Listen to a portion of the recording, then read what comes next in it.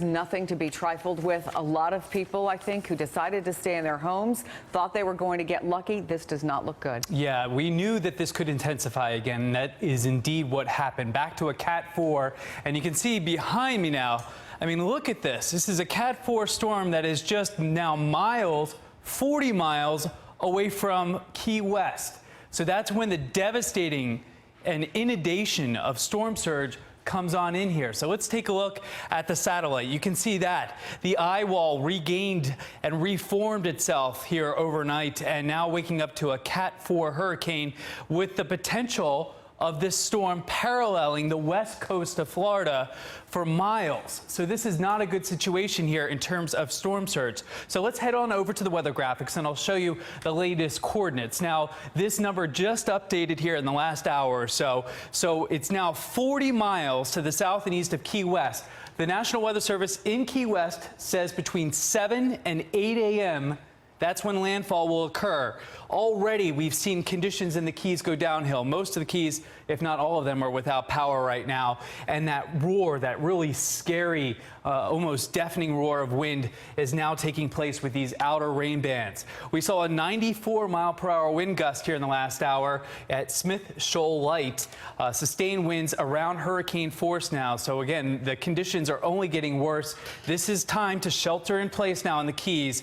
This is the worst of the storm coming up here for the next 4 to 5 hours as this eye wall continues to cross to the north, and then you get to the back side of the eye wall and the water comes in from the south and west. Remember, the water will be coming in from two directions, from the southeast and from the south and west after the eye passes. Then the storm is on to southwestern Florida, and we'll have to watch for some wobbles. Remember how the storm wobbled into Cuba? We'll have to watch for potential wobbles into the southwestern coast of Florida. The problem with that, big population centers from Marco Island towards Fort Myers. We're going to be watching all the way up to the St. Petersburg area and Tampa.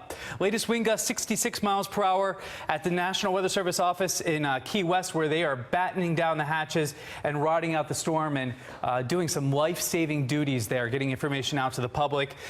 59-mile-per-hour wind gusts at Miami International Airport. We saw a 70-mile-per-hour wind gust as far north as Fort Lauderdale.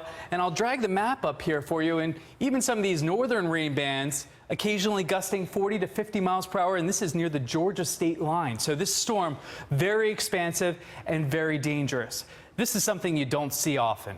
A hurricane warning that extends from Key West all the way up to the Georgia, Florida border, out west to Tallahassee. Almost the entire state of Florida on this Sunday morning is under a hurricane warning, and we have tropical storm watches as far north as Atlanta, and that means that conditions could be experiencing tropical storm force winds greater than 39 miles per hour, gusty winds, those heavy rain bands as far north as Georgia.